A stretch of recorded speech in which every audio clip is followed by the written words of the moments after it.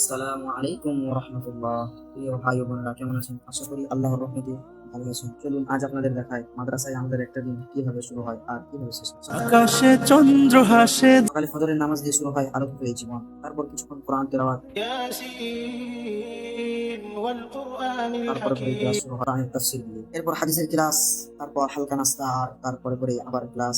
ঠিক এইভাবেই কেটে যায় পুরো সকালটা। আজ শুক্রবার ছিল, তাই ক্লাস থেকে একটু আগেই ছুটি হয়ে গিয়েছিল। তারপর দ্রুত গোসল করে পরিপাটি হয়ে জুমার জন্য প্রস্তুত হলাম। জুমা পড়ে মনে এক অদ্ভুত প্রশান্তি নেমে এলো। আলহামদুলিল্লাহ। তখনই মনে পড়লো আল্লাহর এই পবিত্র আয়াত, যেখানে আল্লাহ রাব্বুল আলামিন বর্ণনা করেন, ইয়া আইয়ুহাল্লাযীনা আমানু ইযা নুদিয়া লিস-সালাতি মিন ইয়াউমিল জুমআতি ফাসআউ ইলা যিকরিল্লাহ। হে ঈমানদারগণ, জুমার সালাতের জন্য আহ্বান করা হলে তোমরা আল্লাহর স্মরণে ধাবিত হও। এবং রাসূলুল্লাহ সাল্লাল্লাহু আলাইহি ওয়াসাল্লাম বলেছেন, যে ব্যক্তি জুমার দিন গোসল করে পরিষ্কার হয়ে মসজিদে যায় এবং খুতবা মনোযোগ দিয়ে শুনে, তার আগের জুম্মা থেকে বর্তমান জুম্মা পর্যন্ত সমস্ত গুনাহ মাফ করে দেওয়া হয়। সুবহানাল্লাহ। আজ হিজরি বর্ষের প্রথম দিন, অর্থাৎ মুহররম মাসের শুরু।